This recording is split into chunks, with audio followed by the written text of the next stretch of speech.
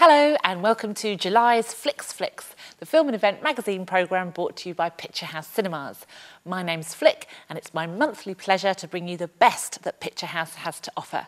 Stuff the weather, this month is totally rock and roll.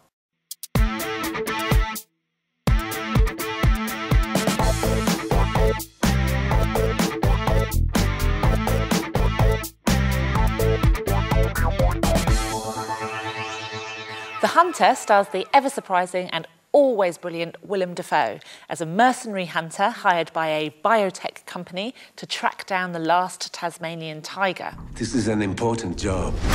There's no room for mistakes. The client is after something extremely rare. You're to bring back biological samples, blood, skin, hair, organs. I'm Martin David from the university. Where's your father? Gone away, up there.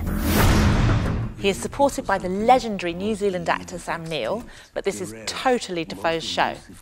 A film about a man who has lost his humanity and is finally forced to confront himself through indirectly falling in love with a local family and the country they live in. Corporate greed and ignorance lend the film its dark and ultimately deadly plot, which is not exactly groundbreaking, but the real joy of this movie is watching Dafoe use every ounce of his craft to give a truly exceptional performance. Was someone paying you to follow me? You said to call if there was any problems. Well, it's becoming a problem. They sent someone to replace me. They'll send someone to replace him, and they'll keep on sending people until they get what they want.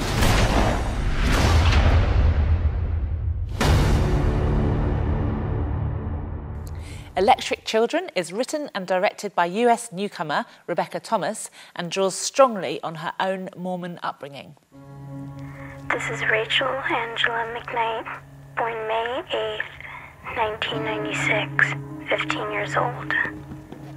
A few weeks ago, I experienced a miracle. What is that? That's a cassette tape, but its purposes can be used for evil, so we'll keep it to those who can be trusted.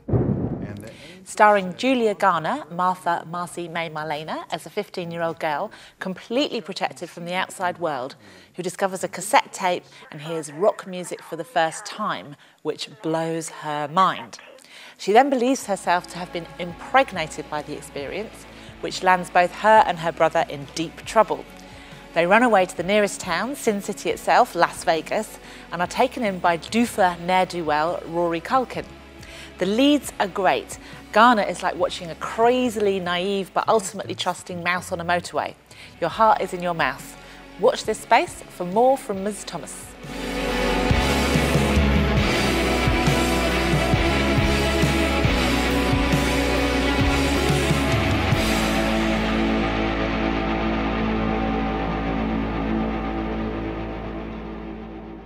"3 years in the waiting, The Dark Knight Rises is the third and last in the excellent Batman series from Brit director Christopher Nolan. There's a storm coming.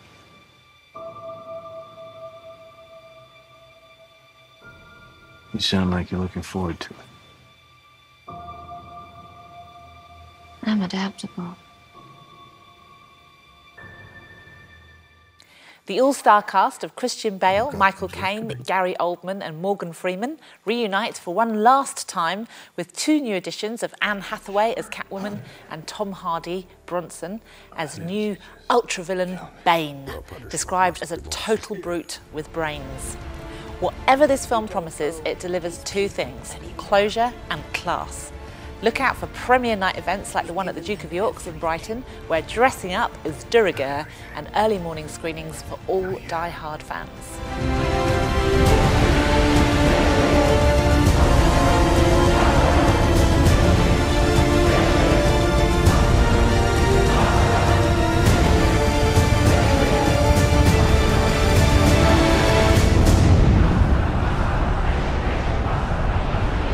My mother warned me about getting into cars with strange men.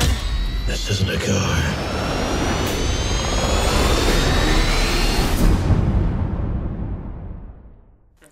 Searching for Sugarman is the heartwarming and inspirational documentary of two fans searching to find out what really happened to the underground 70s folk singer called Rodriguez.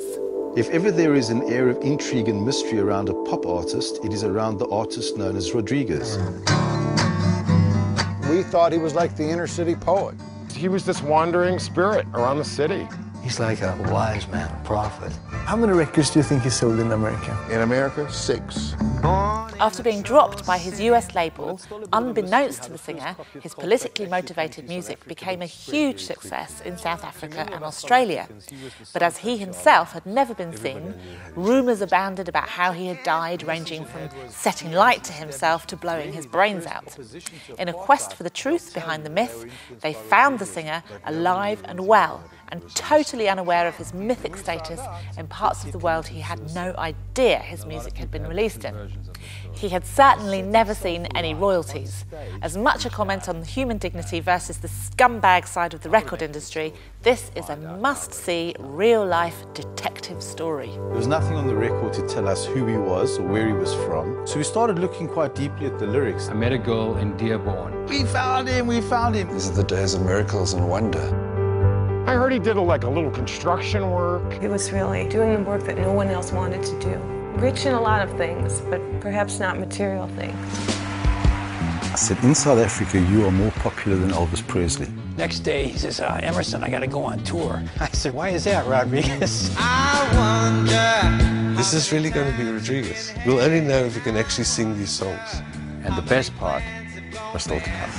Thanks for keeping me alive.